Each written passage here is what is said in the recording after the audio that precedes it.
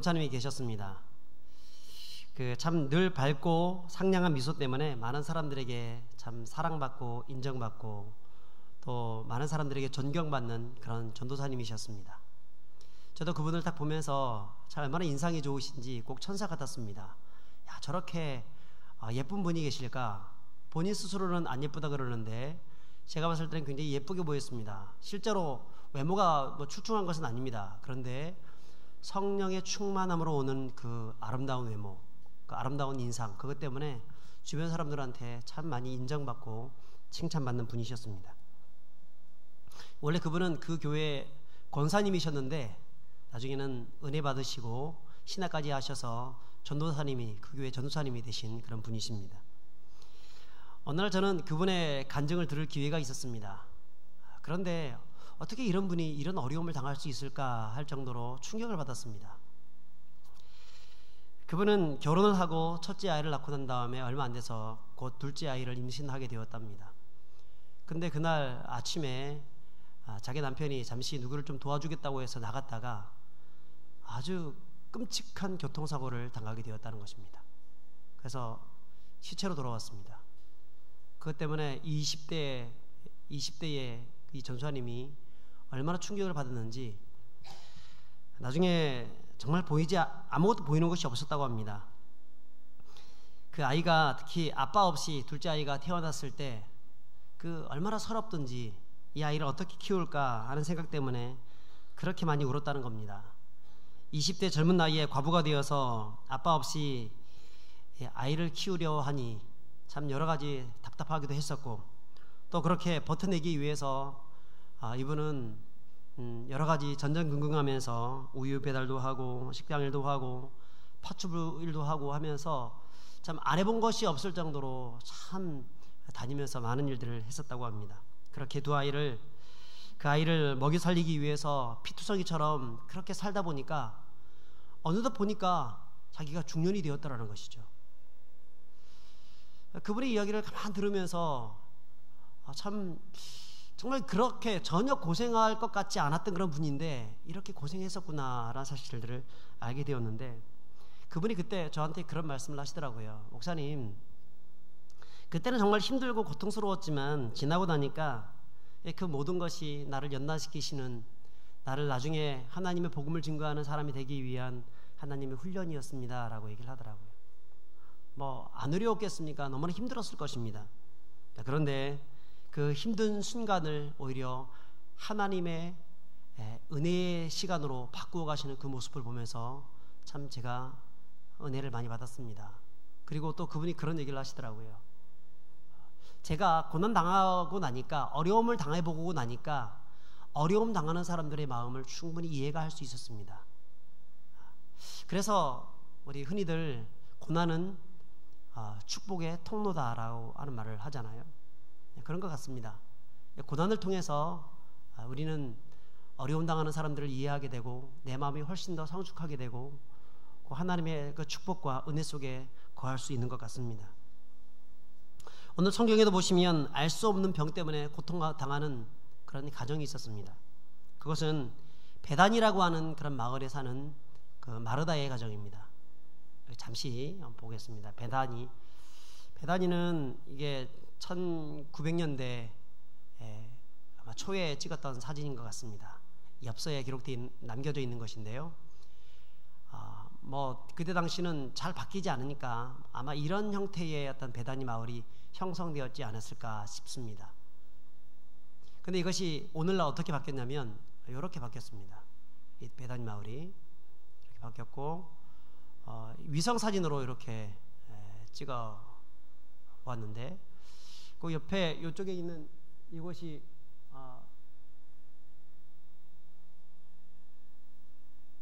여기가 성전산이라고 해서 예루살렘 성전이 있는 그곳입니다. 그 바로 옆에 있는 곳이 감람산입니다.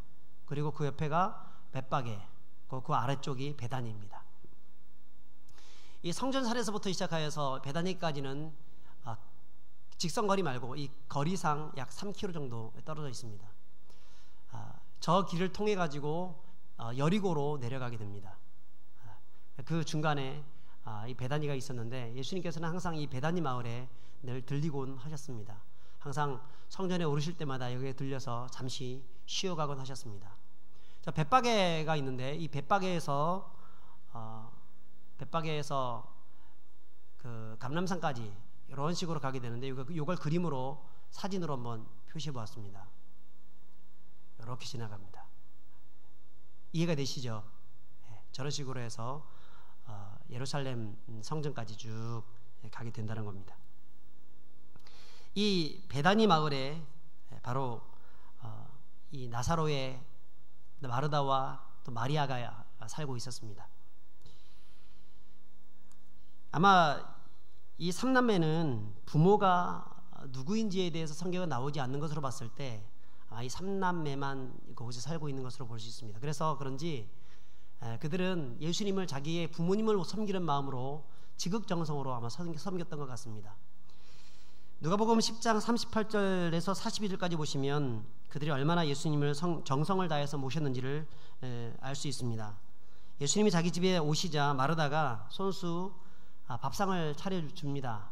열심히 일을 하면서 동분서주하고 돌아다닙니다. 바쁘게 다닙니다. 어떤 분이 마르다가 왜 마르다냐? 마르고 닳도록 돌아다녀서 마르다라 뭐 이렇게 말을 하더라고요. 마르다가 그렇게 분주하게 예수님을 섬기기 위해서 일을 했었습니다. 자, 그런데 이 동생이었던 마리아는 뭘 하고 있었습니까? 그때 예수님 발밑에 앉아서 예수님의 말씀을 듣고 있었습니다. 보다 못한 마르다가 예수님, 내가 지금 열심히 혼자서 이렇게 다니고 있는데 저 마리아는 지금 여기 앉아서 따뜻한 나라목에 앉아서 예수님 말씀만 듣고 있습니다. 좀 도와달라고, 너도 가서 좀 마르다를 좀 도와줄 수 있지 않겠니? 이렇게 얘기 좀 해달라 부탁을 했습니다. 그랬는데 예수님께서 뭐라 말씀하시냐면 마르다야 네가 여러 가지 일로 되게 많이 바쁜데 나는 이 마리아를 그가 좋은 편을 선택했기 때문에 나는 빼앗기지 않을 것이다 이렇게 말씀하시죠. 그래서 우리가 마리아를 누구의 대명사로 보냐면 예배자의 대명사로 봅니다.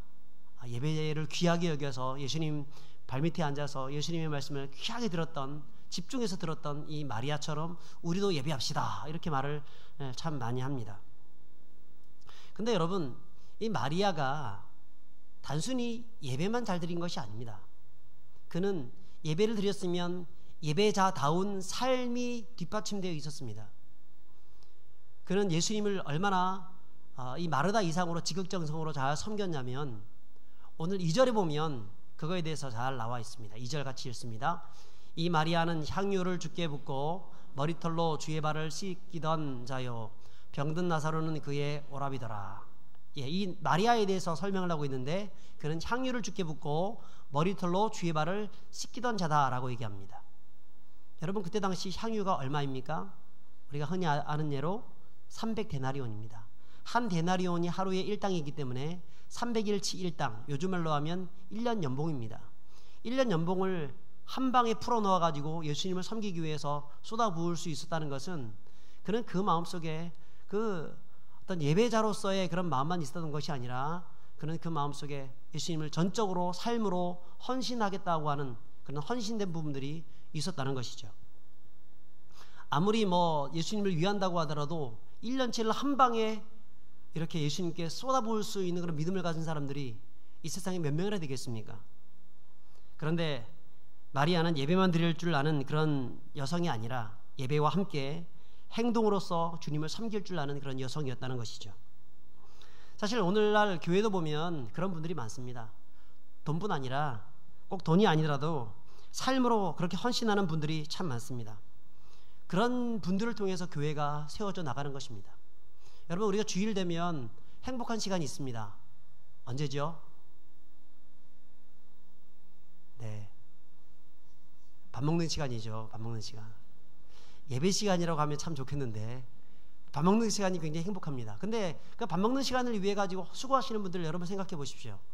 그분들이 한 주일 내내 우리 성도들한테 어떻게 맛있는 것을 접대할 수 있을까 고민하죠. 그리고 이 무더운 여름철에 참 발품 팔아가면서 어떻게 하면 싱싱하고 싼 것을 구할 수 있을까 돌아다닙니다. 땀을 뻘뻘 흘리면서 돌아다니다가 그것을 냉장고에 넣어놨다가 그리고 토요일 되면 같이 그분들이 같이 만나서 또 그 식당이 얼마나 덥습니까? 그 더운 데에서 땀을 흘려가면서 또 준비합니다. 주일을 준비합니다. 그리고 주일 되면 성도들이 이렇게 예배를 드리고 난 다음에 맛있는 것을 식사할 수 있도록 일찍 나오셔가지고 그것을 다 준비해 놓습니다. 세팅해 놓으십니다. 그리고 하나하나 우리에게 그것을 떠주십니다. 먹여주십니다. 여러분, 이런 분들의 수고를, 이런 우리 권사님들, 이 집사님들의 수고를 우리는 알아주셔야 합니다.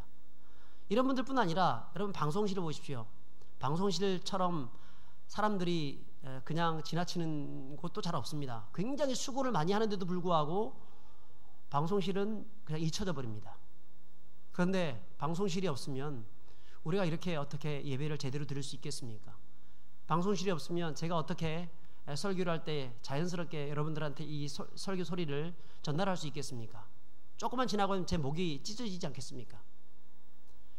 방송실이 있기 때문에 우리는 정말 기쁨으로 더 잘 예배를 드릴 수 있는 것입니다.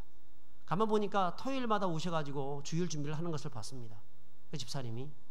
그리고 또 토요일뿐 아니라 수요일도 그렇고 금요일도 그렇고 시시때때로 교회에 섬길 일이 없는가, 어쨌든 방송에 관련된 부분을 펑크내지 않기 위해서 그렇게 노력하는 모습들을 참 많이 보면서 얼마나 감사했는지 모릅니다.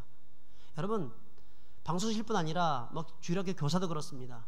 이번에 오늘까지 주일학교 여름성경학교를 지금 하고 있는 중인데, 이렇게 헌신했던 그런 분들, 찬양대 섬기시는 분들, 우리 청년들 같은 경우에는 주일날도 오전에 또 오후에 또 금요일날까지 나오셔서, 여러분 금요일날은요 불금이라고 합니다. 불금은 무엇입니까? 불타는 밤입니다.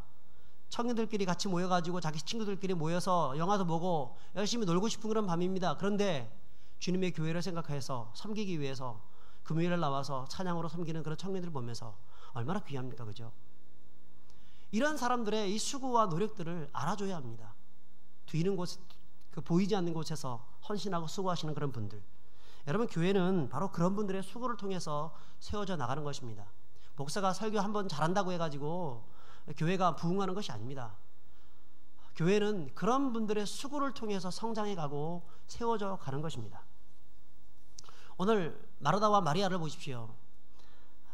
말만 앞서는 신앙이 아니라 말씀을 듣고 그 말씀을 붙잡고 말씀대로 따라 행동했던 그런 신앙인이었다는 것입니다. 여러분, 그러니까 예수님이 그들을 사랑했겠습니까? 사랑 안 했겠습니까? 사랑했지요. 얼마나 사랑했는지 5절에 보시면 예수께서 본래 마르다와 그 동생과 나사로를 사랑하시더니 라고 되어 있습니다. 그리고 36절에도 보시면 유대인들이 이렇게 합니다. 같이 한번 읽습니다. 이에 유대인들이 말하되 보라 그를 얼마나 사랑하셨는가 하며, 나사로가 죽었다는 그런 이야기를 듣고 그 앞에 가서 그 무덤 앞에서 눈물을 흘리셨을 때 그 눈물을 보시면서 유대인들이 얘기합니다. 보라 예수님이 나사로를 얼마나 많이 사랑했는지 저 보라. 여러분, 그만큼 예수님이 나사로를 사랑하고 이 두 자매를 사랑했습니다. 자, 그런데 오늘 보십시오. 이렇게 사랑했던 가정에 어떤 일이 생겼습니까? 문제가 생겼습니다. 죽을 병이 들었습니다. 나사로가 죽게 되었습니다. 예수님이 누구보다도 사랑하는 가정인데도 불행이 찾아온 것입니다. 여러분, 어떻게 이럴 수 있습니까? 예수님이 사랑하고 또 예수님을 사랑하고 그 예수 그리스도와 함께 살겠다고 헌신했던 그런 가정, 어떻게 이런 가정에 참 풍랑이 오고 문제가 생기고 어려움이 올 수 있습니까? 하나님을 위해서 내 삶에 지금까지 헌신했는데 어떻게 하나님이 나의 인생 가운데 이런 엄청난 일들이 하나님 허락해 주십니까? 어떻게 사업에 실패하게 하고 어떻게 시험에 떨어질 수 있습니까? 어떻게 남편을 그렇게 일찍 여의게 되고 고난의 잔을 마시고 병들고 아프고 세상에서 버림받는 인생을 살 수 있게 됩니까? 하나님이 사랑하시는데, 사랑하는 가정인데 어떻게 이럴 수 있습니까?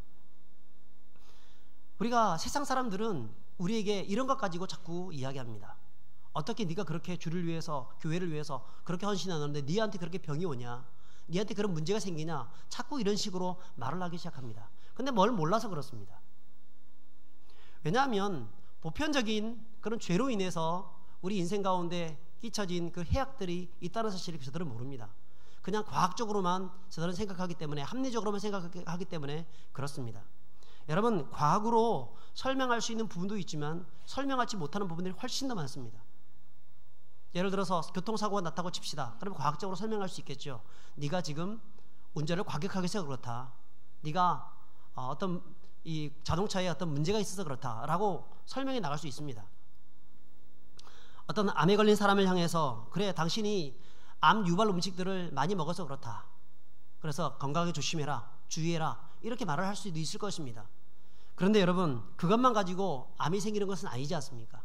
그것만 가지고 우리 몸에 병이 생기는 것이 아닙니다. 우리가 그런 이유들 때문에 우리가 교통사고 나는 것이 아닙니다. 오히려 내가 조심하는 것보다 다른 사람이 잘못해서 교통사고 나는 일들이 훨씬 더 많이 생깁니다. 나 때문이 아니라 다른 사람 때문에 내 삶에 문제가 생기는 일들이 훨씬 더 많이 일어납니다.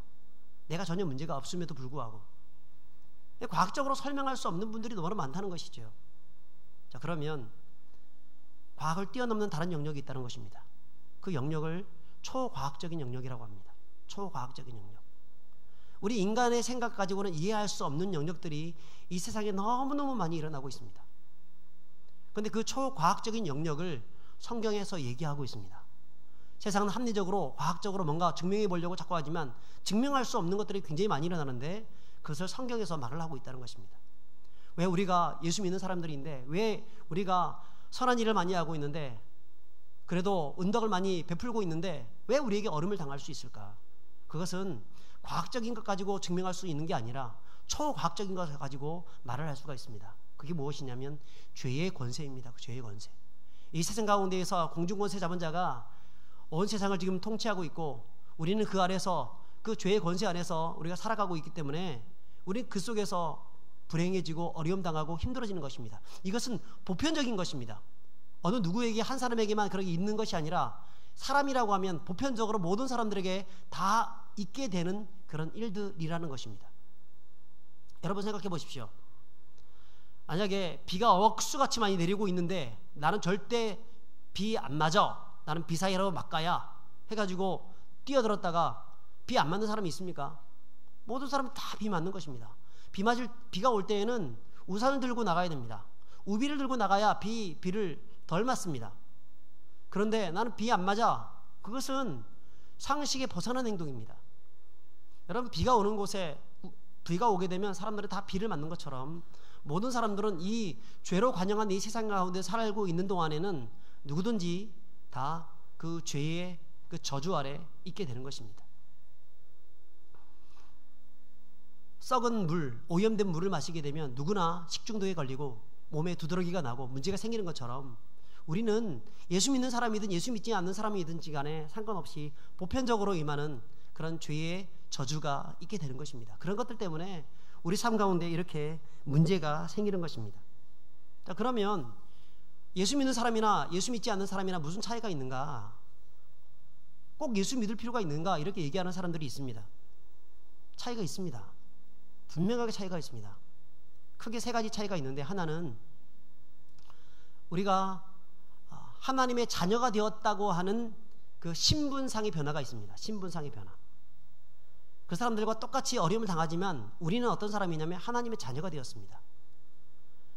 누구든지 예수 그리스도를 믿는 자, 영접하는 자, 곧 그 이름을 믿는 자들에게는 하나님의 자녀가 되는 권세를 주셨다고 말씀하고 있습니다.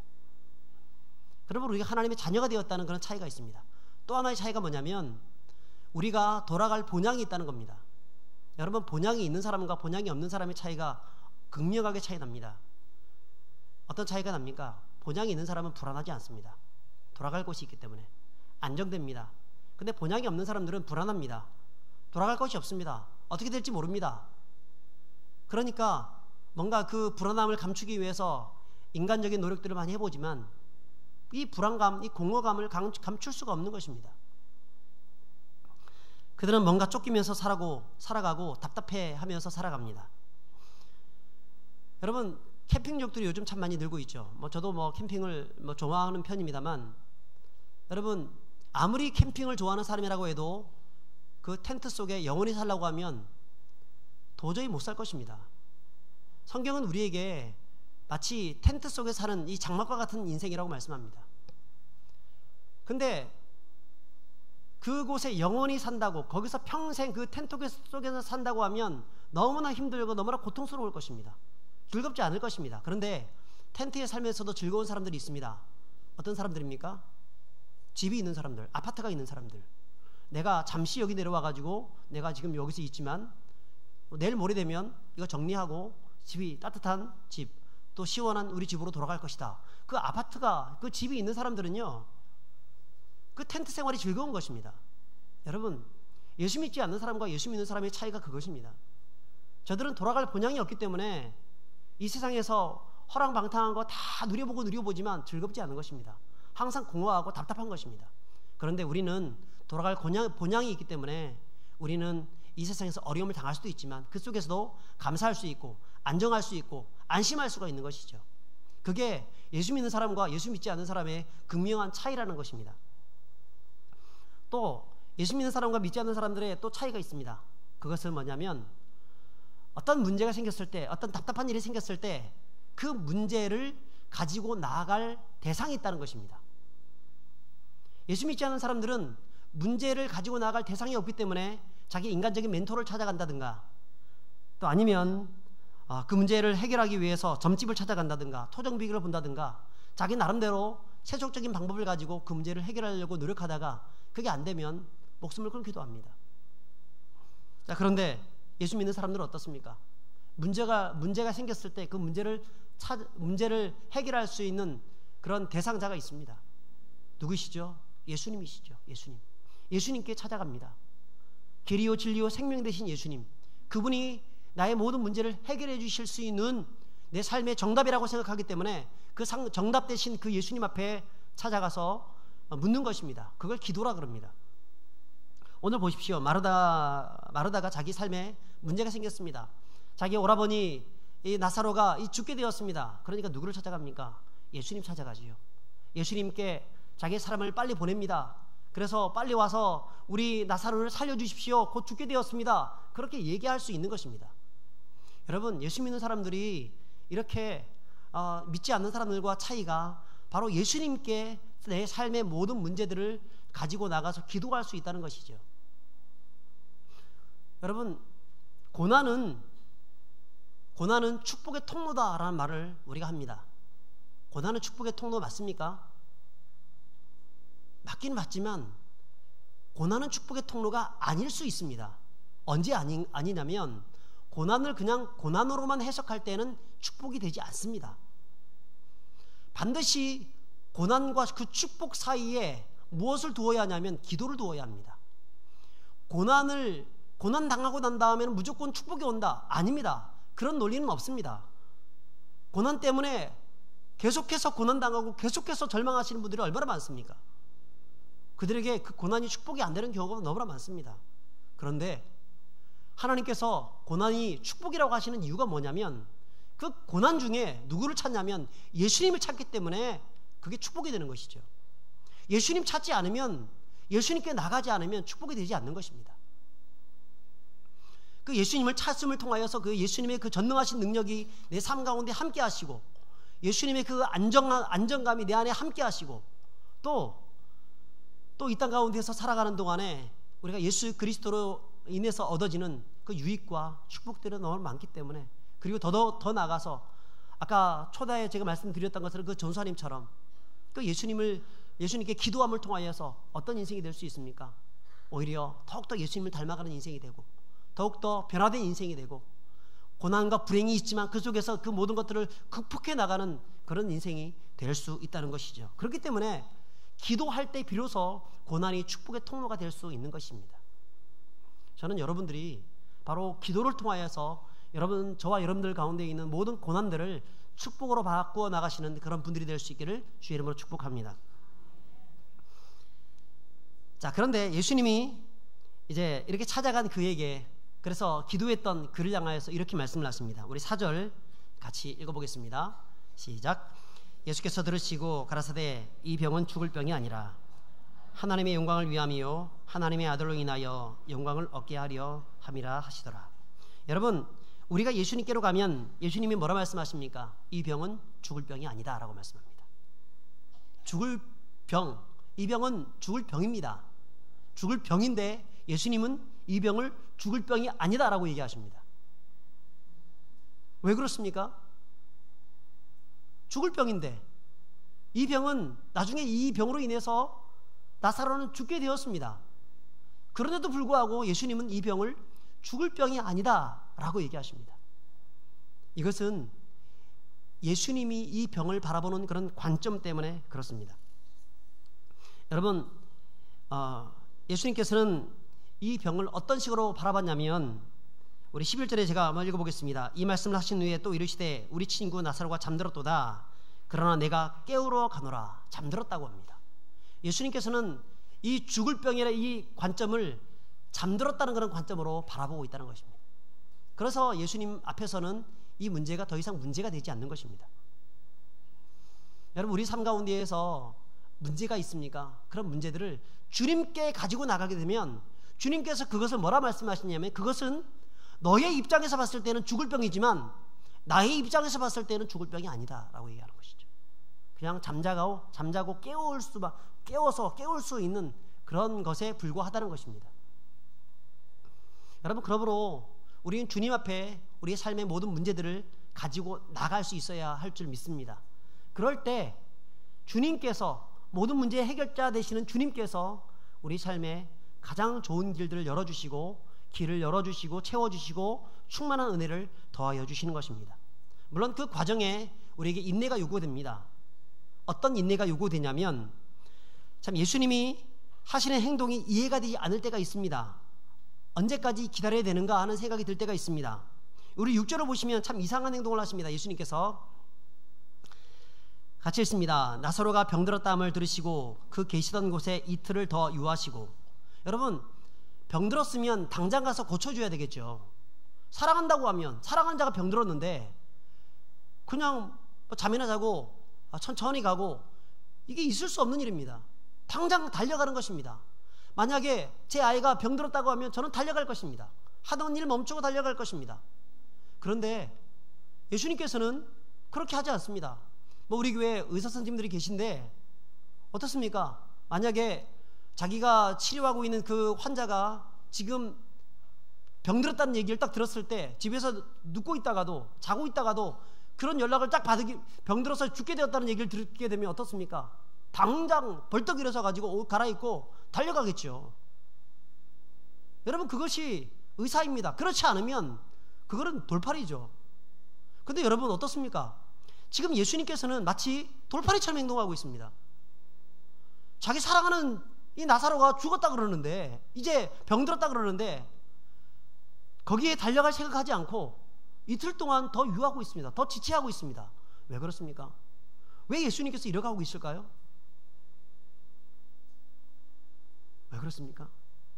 그것은 죽어야 영광이 나타나기 때문에 그렇습니다. 죽어야 영광이 나타나는 것입니다. 예수님은 25절과 26절에 뭐라 말씀하시냐면 나는 부활이요 생명이니 나를 믿는 자는 죽어도 살겠고. 예수님은 부활이요 생명이십니다. 바로 이것이 그분이 세상 가운데 드러나는 방법입니다. 그래서 이 나사로가 죽어야 부활과 생명 되시는 그분이 드러나는 것입니다. 하나님의 영광이 드러나는 것입니다. 그래서 죽을 때까지 기다리는 것입니다. 여러분, 우리 인생도 그렇습니다. 죽어야 하나님의 영광이 드러납니다. 자꾸 어떤 문제가 생겼을 때 내 힘으로 그것을 해결해 보겠다고 열심히 하게 되면 아무런 일도 일어나지 않습니다. 죽어야 합니다. 내려놓아야 합니다. 철저히 버려야 합니다. 내 힘 가지고는 아무것도 할 수 없습니다. 하나님이 도와주셔야 가능합니다 라고 이야기할 수 있어야 합니다. 그래야 주님께서 그때 움직이십니다. 죽을 때까지 기다리신 겁니다. 이틀 동안 더 기다리시고 또 가는 거리도 있습니다. 그 이틀 동안 기다리시고 난 다음에 죽었다는 얘기를 듣고 또 그 다음에 더 걸어가셔서 나중에 죽은 지 나흘이나 되어서 그때 도착하게 됩니다. 썩어 문드러질 때까지, 죽은 것으로 끝나지 않고 완전히 포기될 때까지, 모든 것을 내려놓을 때까지 주님께서는 그때까지 기다리는 것입니다. 여러분, 하나님의 기적은요, 어떤 사람들에게 일어나십니까? 바로 죽는 사람들에게, 철저히 내려놓는 사람들에게, 철저히 주님을 의탁하는 사람들에게, 기도하더라도 끝까지 기도하는 사람들에게, 여러분, 그런 사람들에게 하나님께서 역사하시는 것입니다. 주님께서 이렇게 말씀하시죠. 그는 죽은 게 아니라 뭐 한다고요? 잔다. 내가 잔다. 내가 그를 깨우러 가겠다. 주님의 입장에서 봤을 때에는 그는 죽은 게 아닙니다. 자는 것입니다. 깨우러 가겠다는 것입니다. 우리 주님께서는 우리 삶 가운데에서 참 이 잠자는 그런 문제들 일깨워 가길 원하십니다. 그렇게 새롭게 나가길 원하십니다. 변화시켜 나가길 원하십니다. 내 삶의 축복으로 더하시길 원하십니다. 그럴 때 그런 하나님의 그 간절한 염원들이 저와 여러분들 가운데 있는 것입니다. 자, 그렇다고 하면 우리는 뭘 해야 되겠습니까? 내려놔야 합니다. 죽어야 합니다. 내 삶에 고집부렸던 그 모든 것들을 철저히 내려놓고 주님만을 바라볼 수 있는 우리가 될 수 있기를 주의 이름으로 축복합니다. 자, 이제 예수님께서 이제 이 죽은 나사로의 집으로 도착하셨습니다. 그리고 그 앞에서 울고 있는 이 마르다에게 이야기합니다. 내 오라버니가 다시 살아나리라. 아니, 죽었는데, 이미 끝났는데 살아날 것이라고 얘기합니다. 그러자 이 마르다가 뭐라고 하냐면, 마지막 날에 부활 때에 다시 살아날 줄을 내가 아나이다. 네, 지금은 어쩔 수 없습니다. 이젠 끝났습니다. 좀 빨리 오시지. 예수님 빨리 오셨으면 살아날 수 있었을 텐데 이미 끝났습니다. 하지만 마지막 날에는 살아날 것입니다. 그건 내가 믿습니다. 그 보편적인 그 이스라엘 백성들이 믿었던 그런 부활 신앙이죠. 본래 이 바리새인들은 이 부활을 믿었습니다. 사두개인들은 이 부활을 믿지 않았습니다. 하지만 이스라엘의 보편적인 신앙을 가지고 있는 많은 사람들은 이 부활의 때를 믿었습니다. 바로 그 부활의 때를 기대하면서 마지막 날에는 분명 부활할 것입니다. 내가 그것을 믿습니다. 그러자 예수님께서는 호통치듯이 이렇게 얘기하십니다. 나는 부활이요 생명이니 나를 믿는 자는 죽어도 살 것이다 라고 얘기합니다. 지금 네가 그것을 믿는다고 하면, 네가 부활이요 생명인 것을 믿는다고 하면 너에게 하나님의 영광이 드러날 것이다. 네가 하나님의 영광을 볼 것이다 라고 그렇게 말씀하시는 것입니다. 우리에게 말씀하십니다. 그래, 마지막 날에 살 것을 그건 당연한 것이지. 그러나 지금 네가 믿으면 하나님의 영광을 볼 것이다 말씀하십니다. 여러분, 믿음을 가질 수 있기를 축복합니다. 주님만을 바라보실 수 있기를 축복합니다. 철저히 내 모든 것을 내려놓으시고 주님만을 전심으로 바라보게 되면 모든 문제의 해결자 되시는, 우리 인생의 정답 되시는 예수 그리스도께서 저와 여러분의 모든 삶 가운데 풍성한 것들로 채워주실 것을 믿으시기 바랍니다. 그리고 무덤 문을 열라고 하십니다. 무덤 문을 열어라. 이해가 되지 않는 말이죠. 무덤 문을 열어라.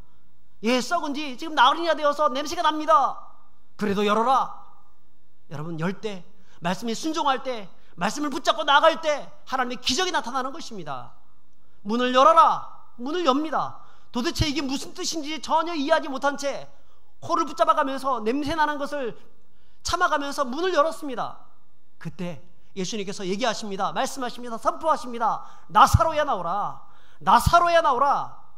사망의 모든 문을 뚫고 나사로야 나오라. 죽음의 모든 문을 뚫고 나사로야 나오라 말씀하십니다. 그러자 어떻습니까? 이 말씀을 하시자 나사로가 이제 일어나서 바깥으로 나오기 시작합니다. 우리 같이 한번 읽어보겠습니다. 시작. 이 말씀을 하시고 큰 소리로 나사로야 나오라 하시니 부르시니 죽은 자가 수족을 배로 동인 채로 나오는데 그 얼굴은 수건에 쌓였더라. 예수께서 이르시되 풀어놓아 다니게 하라 하시니라. 여러분, 놀라운 일이지 않습니까? 나사로의 가정에 생명의 복이 터졌습니다. 생명의 은혜가 나타나게 되었습니다. 살아계신 하나님의 영광이 이제 드러나게 되었습니다. 그리고 이로 말미암아서 예수님이 진짜 부활이요 생명이신 것이 거기 있는 모든 사람들에게 밝히 드러나게 되었습니다. 사랑하는 여러분, 우리 주님은 부활이십니다. 우리 주님은 생명이십니다. 우리 주님을 온전히 믿는 사람은 죽어도 살겠고 무릇 살아서 주님을 믿는 자들은 영원히 죽지 아니하고 주님과 함께 영생 복락을 누리게 될 것을 믿으시기 바랍니다. 그런 사람들에게 하나님의 영광이 나타나게 될 것을 믿습니다. 이런 책이 있습니다. 100년 후에도 읽힐 100가지 유명한 이야기라는 책이 있습니다. 이 책에 아니마밈이라고 하는 그런 이야기가 나옵니다. 아마 이 이야기를 좀 들어보셨을 것입니다. 2차 세계대전 당시 유대인들은 아우슈비츠 수용소에 갇히게 되었는데요. 거기서 홀로코스트, 수많은 사람들이 거기서 고통당하고 죽어갔습니다. 근데 2차 세계대전 이후에 6월절이 되면 지금도 유대인들은 이 아니마밈의 노래를 부른다고 합니다. 이 아니마밈은 나는 믿는다라는 그런 뜻을 가지고 있습니다. 저들은 이 혹독한 아우슈비츠 수용소에서 이 노래를 불렀는데 이 노래는 이렇게 시작됩니다. 나는 믿는다. 나의 메시아가 나를 돕기 위해서 반드시 나를 찾아오리라는 사실을. 자, 그런데 유대인들은 이 노래를 부르면서 그 다음 절을 이렇게 불렀습니다. 그런데 때때로 그 메시아는 너무 늦게 오신다. 자, 그도 그럴 것이 자기 동료들이 비참하게 참 가스 사용실로 불러가는 모습들을 보면서 그들은 그렇게 노래를 부를 수밖에 없었을 것입니다. 하지만 그 수용소 안에 있었던 한 젊은 외과 의사는 그 노래를 더 이상 부르기를 싫어했습니다.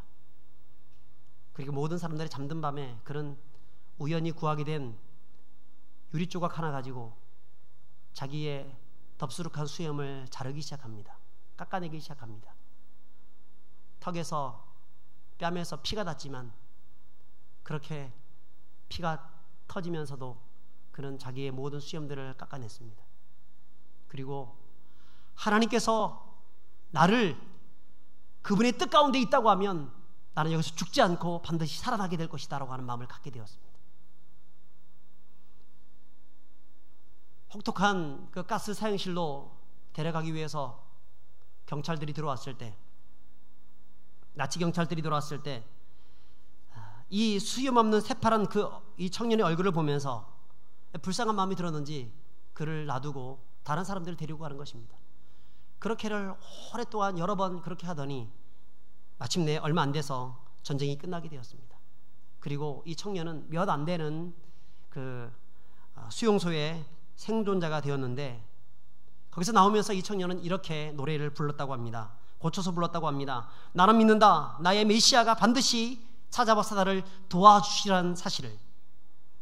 그런데 사람들은 너무 서두른다. 사람들은 너무 서둘러서 그 믿음을 포기한다. 사랑 여러분, 이 청년은 믿었습니다. 하나님이 반드시 우리를 도와주시라는 사실을 그를 믿었습니다. 어떤 고난과 역경 가운데서도 하나님께서는 언젠가 그 믿는 사람들을 찾아오셔서 새로운 길을 열어주신다는 사실을 그는 믿었습니다. 하나님의 위대하심을 내 생애 속에 성취하시고 그분의 영광을 분명하게 나타나기 위해서 그분께서는 반드시 나를 찾아오시라는 사실을 그는 믿었습니다. 그렇습니다. 오늘 나를 주의 거룩한 영광 앞에 세우기 위해서 연단하시는 하나님의 섭리와 주권을 믿는다고 한다면 여러분, 나를 둘러싸고 있는 삶의 어둠과 내 안에 일어나는 깊은 어떤 신음과 탄식 가운데서도 우리는 이 유대인의 외과 의사처럼 이렇게 외칠 수가 있어야 합니다. 나는 하나님을 믿습니다.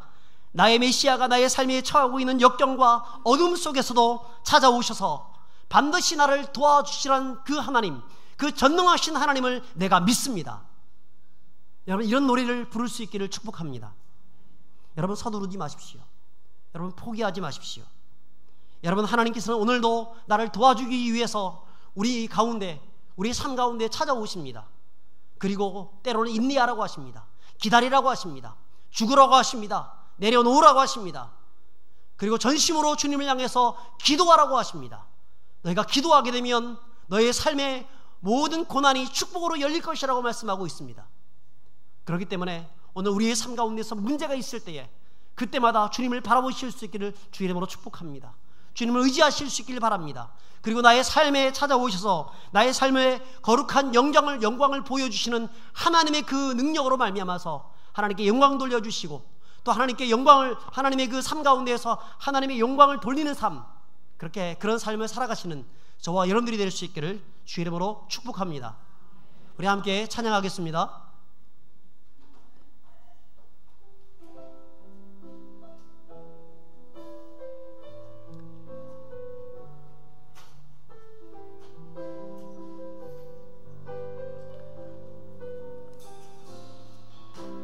왜 나만 겪는 고난이냐고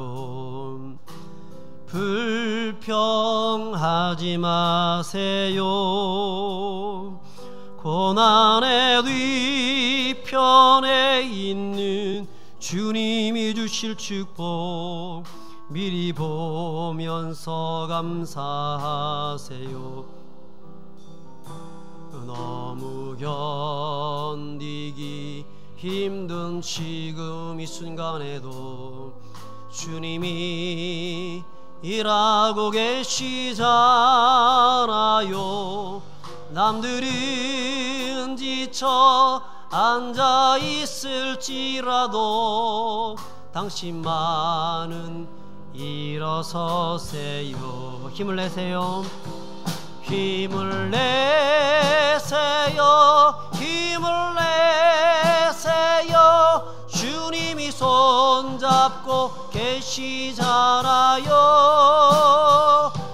주님이 나와 함께함을 믿는다면 어떤 역경도 이길 수 있잖아요. 왜 이런 슬픔, 왜 이런 슬픔 찾아왔는지 원망하지 마세요. 당신은 잃은 것보다 주님께 받은 은혜 더욱 많음에 감사하세요. 너무 견디기 힘든 지금 이 순간에도 주님이 일하고 계시잖아요. 남들은 지쳐 앉아 있을지라도 당신만은 일어서세.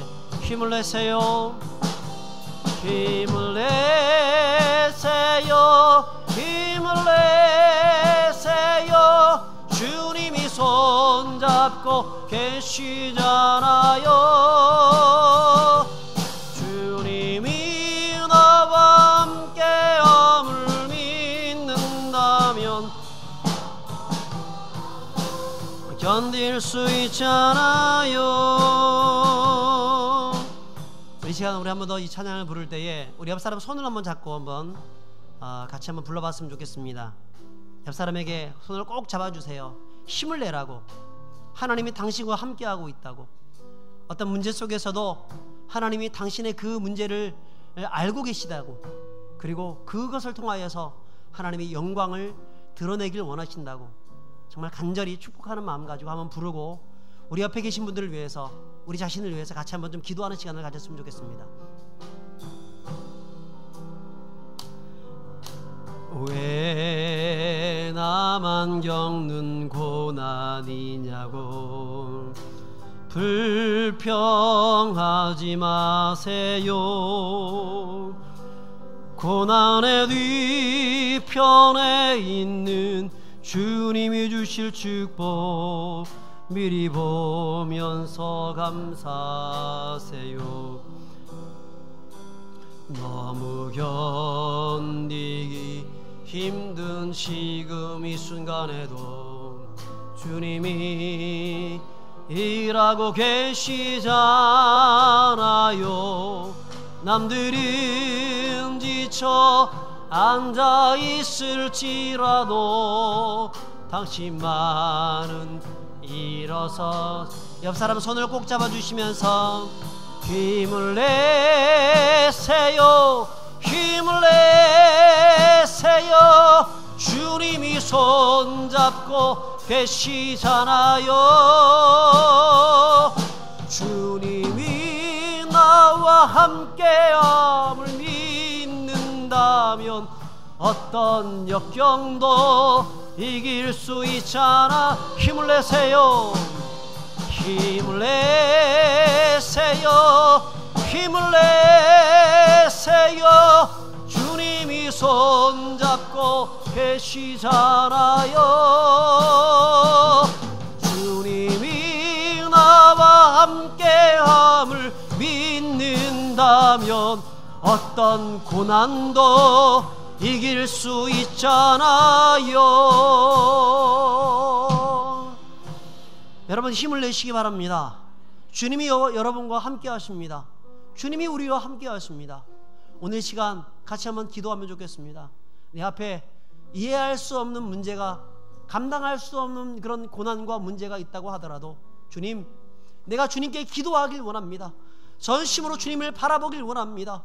그 기도를 통하여서 축복으로 나갈 수 있는 사람 되게 하여 주옵소서.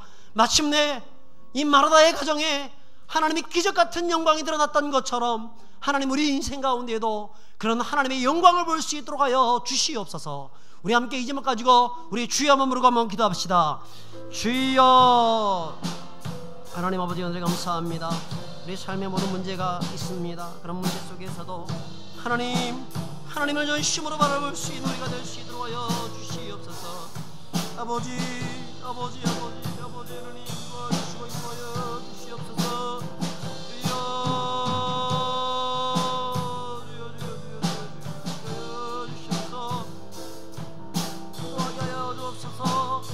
아버지 하나님 문제가 있습니다. 더욱더 무릎을 꿇고 나아갈 수 있도록 하여 주옵소서. 하나님의 전심으로 찾고 나갈 수 있도록 하여 주옵소서.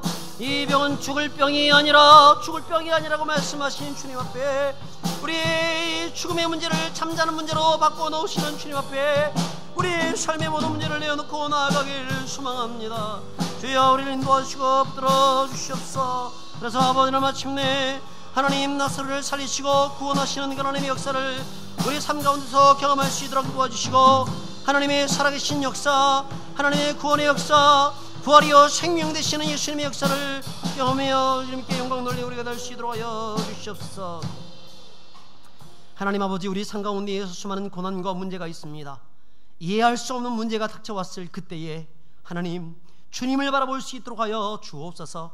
주님이 원래 계신 분이 아니라 나와 함께 계셔서 일하고 계시는 분이신 것을 믿게 하여 주시옵소서. 주님, 우리가 포기하지 아니하고 낭망하지 아니하고 끝까지 믿음으로 참고 견디고 인내하면 하나님께서 언젠가 이루신다는 사실을 믿게 하여 주옵소서. 우리의 부활이요 생명 되시는 주님을 온전히 믿고 바라보면서 나갈 수 있도록 도와주시고 마침내 하나님, 그 마르다의 가정에, 그 마리아의 가정에 이 나사로를 살리셨던 그 놀라우신 구원의 역사가 우리의 삶 가운데에서도 분명하게 드러날 수 있도록 역사하여 주옵소서. 하나님의 영광을 우리 삶 가운데 보여주시옵소서. 감사하며 우리를 구원하신 예수 그리스도 이름으로 기도하옵나이다. 아멘. 다 같이 일어서겠습니다.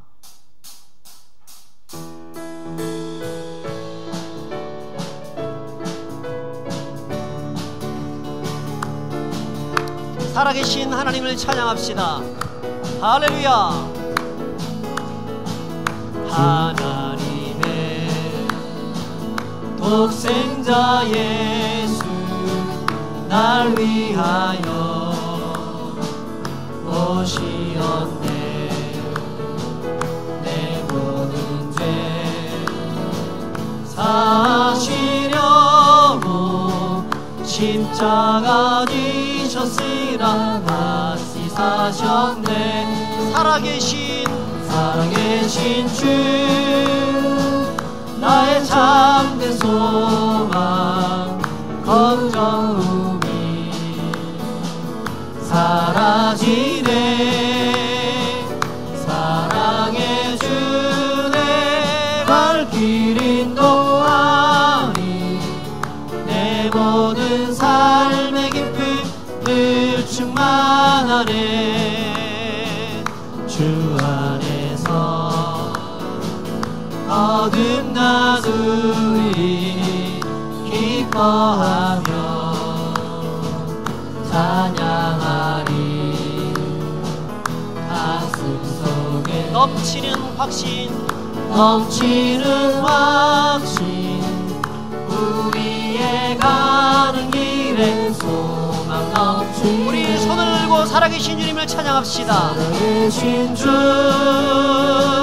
나의 참된 소망 두려움이 사라지네.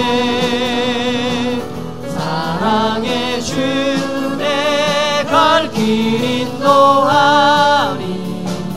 내 모든 삶의 기쁨 늘 충만하네. 우리 전심으로 주님께 고백하시면서 살아계신 주 살아계신 주 나의 참된 소망 두려움이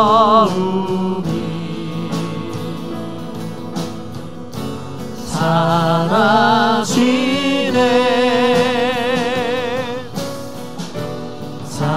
사랑의 주 내 갈 길 인도하리.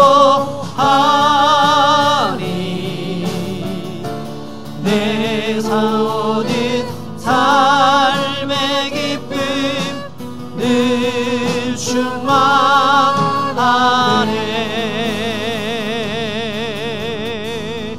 살아계신 하나님 아버지, 은혜를 감사합니다. 오늘 하나님의 은혜를 주시고 부활이요 생명 되시는 주님을 만나게 하신 것 감사합니다. 주님, 우리의 삶에 모든 문제가 있을지라도 나사로를 살리신 주님, 부활이요 생명 되신 주님으로 말미암아서 승리할 수 있도록